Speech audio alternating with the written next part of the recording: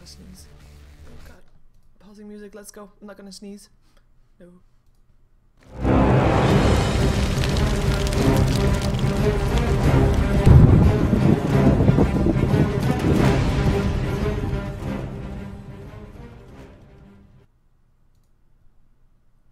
Hello and welcome to a game of Dota 2. It's a match for StarLadder Day number 2, Season 5. And we're gonna see one game between virtus.pro and 4FC, or 4 French plus Krilly. And they're fighting over 3 points, because that's what it's all about. The points, because the top 4 in the points will be invited to Kiev, StarLadder Arena. And, well, actually, that's not all they fight for, the points. I mean, you also want to have some points so that you don't end up in the bottom 2. Because if you end up in the bottom 2, you get sent out of the Star Series. And that's not something you want to be have happening there. So, virtus.pro taking on 4FC. Now, on paper, virtus.pro should be ahead. But, of course, 4FC, they are willing to do what it takes to win. I mean, they want to show us what they can do. And we're gonna see how. I mean, we've seen some bans, but this is a lifestealer ban. That's the one that's normally not banned this early. Where's the sound? Yeah, there's the sound. Sorry. A Wisp ban, Coddle ban, and a Bat Rider ban is fairly normal. Now we also have to, of course, remember that there is a silencer that is in the pool. Could be picked up here. Nyx Assassin still in the pool as well. And there is, yeah, actually a Magnus still in the pool as well. I'm hoping, by the way, as I have moved, there have been some sound differences, etc. So let me know if you can actually hear the in-game sounds, or if I should turn them up slightly. I'll check the chat in 2 minutes time, so we'll be able to see that. Anyway, we have a Magnus picked up by virtus.pro as the first one. Interestingly enough, not going for the Nyx Assassin. Nyx Assassin, I mean, it's there it is. That's a logical one to see, both of them actually, because Darkseer also one that has such a big impact on the game. I mean, team fights, yes, Magnus is a great hero to to have that team fight. I mean, really, reverse polarity, what's better than that, right? But you have got a Nyx Assassin impale AoE inside a team fight, inside a vacuum Darkseer wall.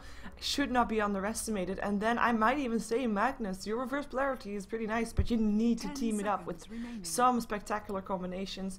And we of course have seen that before. I mean, you can go for the well, I'm not gonna call it standard, I'm gonna call it slightly traditional. What's it called? Jakiro, or Lustrak, or Lina. Or maybe even a Sven, you know, those AoE stun heroes, AoE disable heroes, I should say. They pick up the Gyrocopter though, also a hero that's great with AoE damage if he gets his farm up, which we've seen a lot of teams being able to get up though, the farm, so should be a good combination there. Rock Barrage helping out, but it's still not exactly what I was meaning. Bane, again, a single target hero.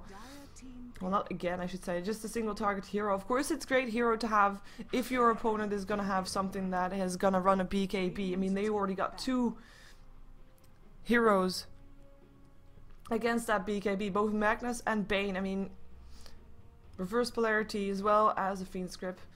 So 4FC, they might have to adjust their strategy slightly. They pick up a Shadow Demon as their support, which is leading us to believe that they're gonna go for a tri-lane. Shadow Demon and Nyx Assassin both normally run as a support, though I have to say that Nyx Assassin is potentially a solo mid laner.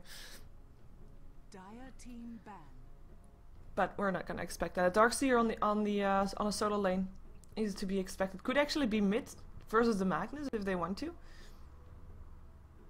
But we shall see what they're gonna be picking up.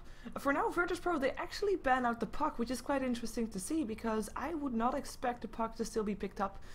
Though it is a great team fight ability hero, like team fight control, I should say, hero.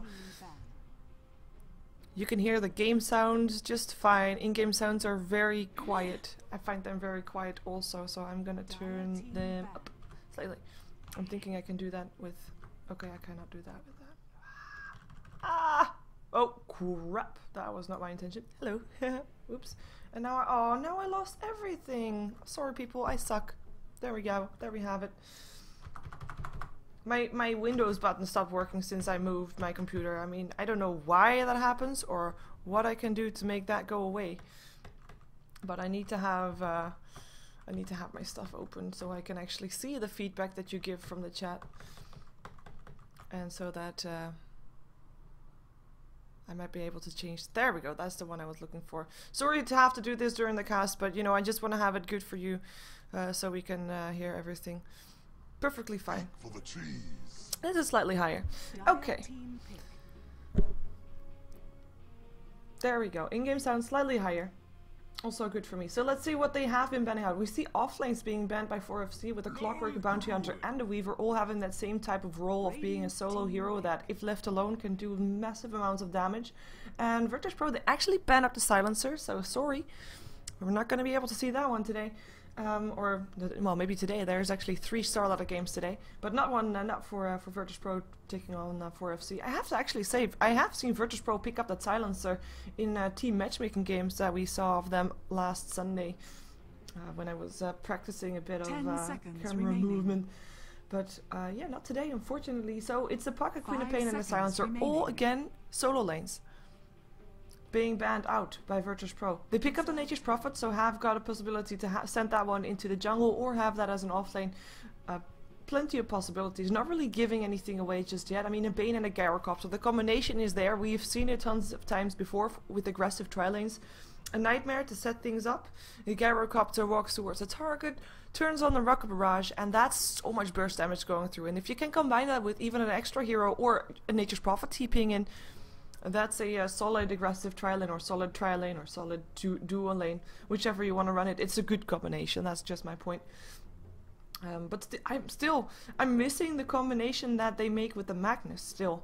But we'll find out what they pick up as their last pick, as they have to pick it up right now. Lone Druid was the one that 4FC went for, and that's the one that indeed is great together with the reverse polarity. Because you do have, of course, your Poison Nova, your Gale that can hit through everybody. I think it's a good pickup, and I have to say, okay, I'm not just saying that because I'm a Venomancer fan, as you might know that I am. But I am saying that because he's actually a great hero to have, and more importantly, at the start, at the early game, Venomancer is one of the more aggressive laning heroes with a lot of harassing power with that Poison Sting. So curious to see how they're going to be dealing with that. And again, I mean, the Nightmare can set up perfectly for a Gale. I've been told not hard to miss the Gale lately, not as hard as it was in Dota 1, but yeah, with the Nightmare there, you'll hit it regardless. So we've got the Lone Druid being picked up there already, and they're thinking about their last pickup. They have still got plenty of bonus time to think this through though, but they need a bit more of a carry. Like, Lone Druid is one of those heroes that needs a lot of time to get this farm up, so in the meantime you have to just have a hero that can have some mid-game presence, and Nyx Assassin can be one of those heroes, depending on what kind of role he's going to play here. But I would imagine 4FC also to pick up some kind of semi-carry, some kind of maybe different mid-hero that they still want to have. But it really depends how they're going to run their Lone Druid and their Darkseer. I mean, the options are plenty. Darkseer mid, Lone Druid mid, Darkseer offlane, Lone Druid offlane.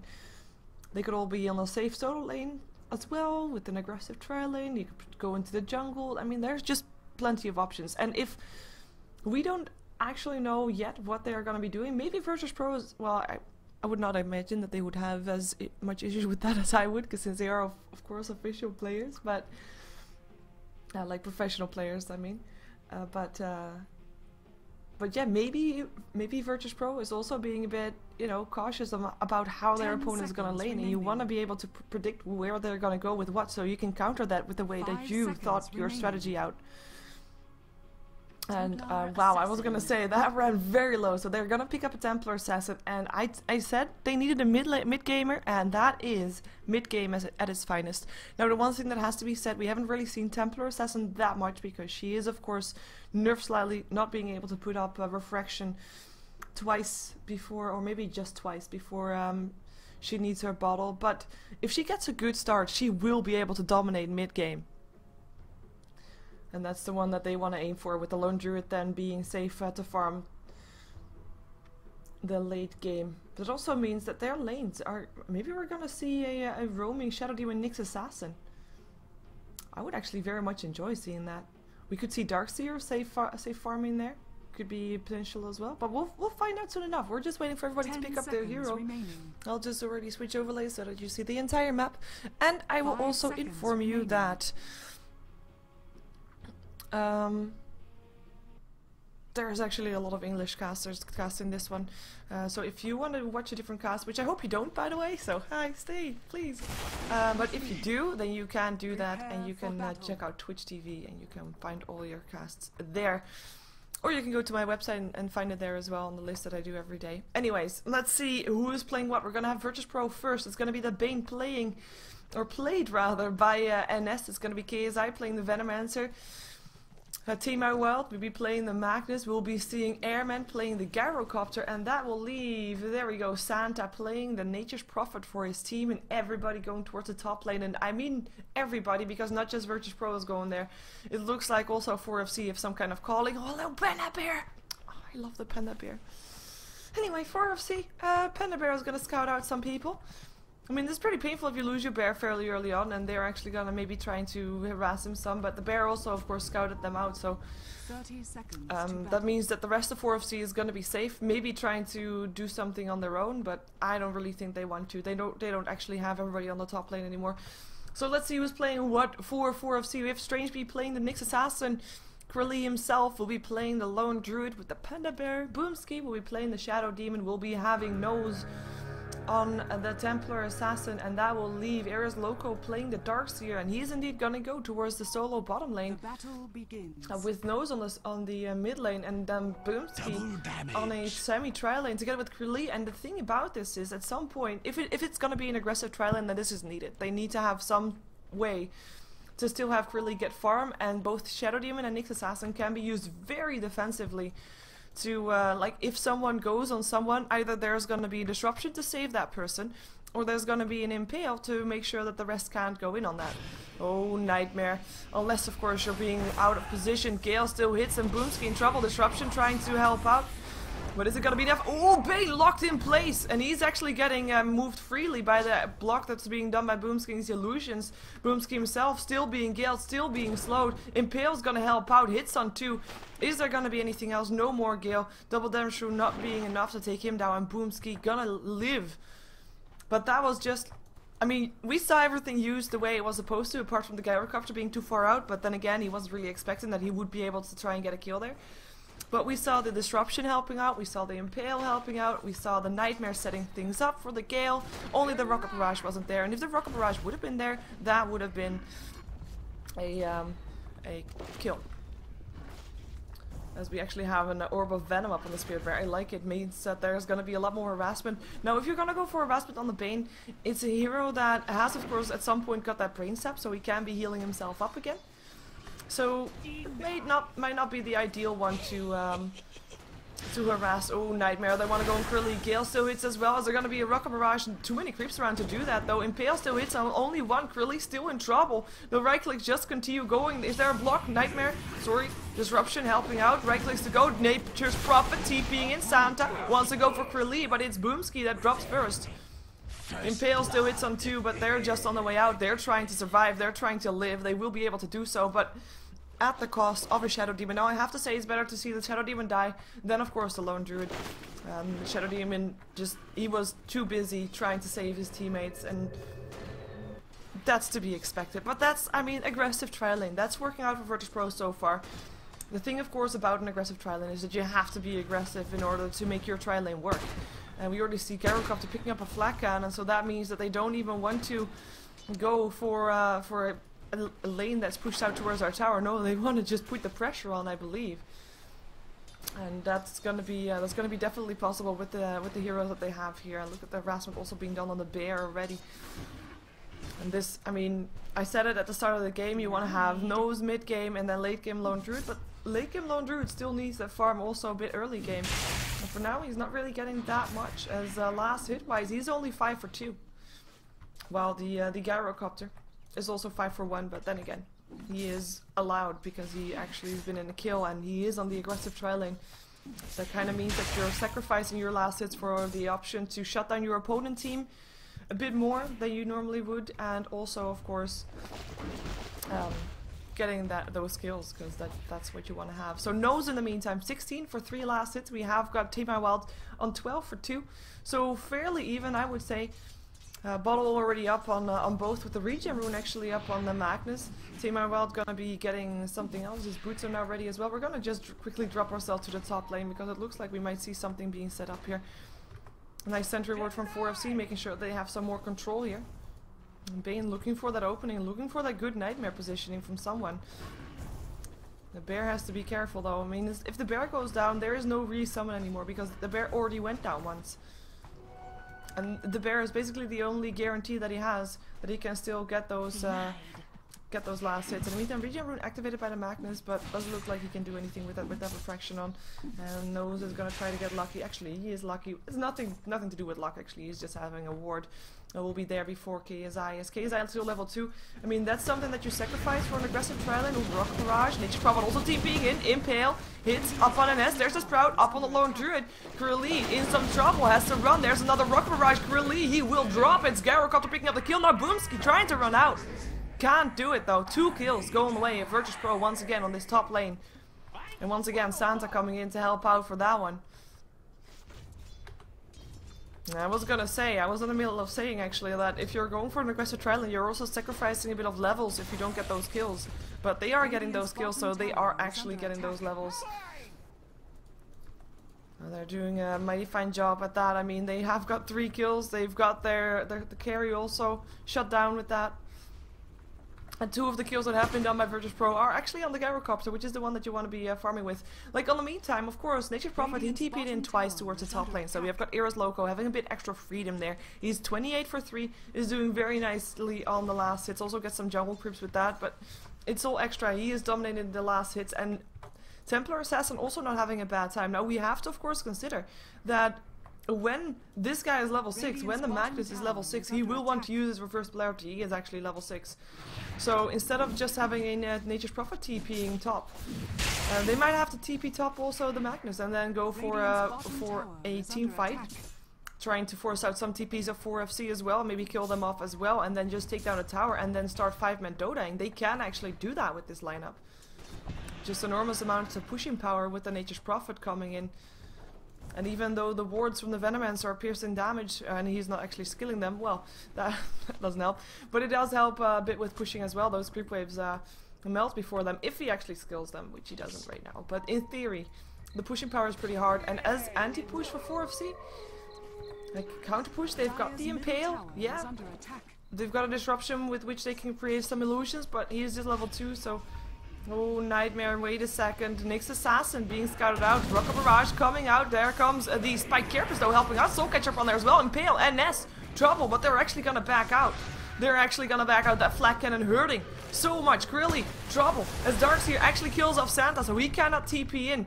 Krilly's still alive for the moment. Boomski able to get out. Impale still hits. Here comes also Nose.